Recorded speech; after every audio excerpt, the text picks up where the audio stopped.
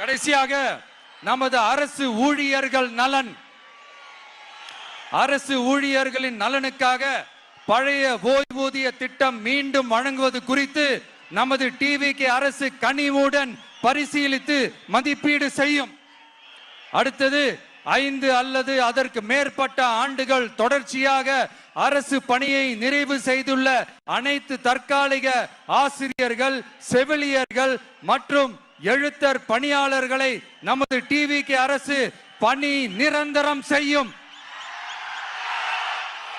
3வது, பதவி உயர்வுக்கு பணம் பெறும் கலாச்சாரத்தை நமது டிவிக்கு அரசு முடிவுக்கு கொண்டு வரும்.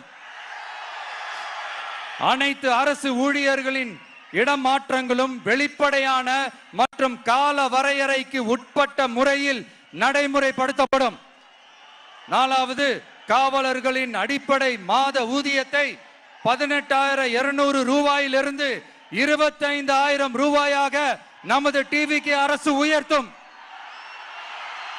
அதிக மன அழுத்தம் உள்ள பணிகளில் ஈடுபடும் காவலர்களுக்கு பணிப்படியாக மாதம் 1000 ரூபாய் கூடுதலாக வழங்கப்படும்.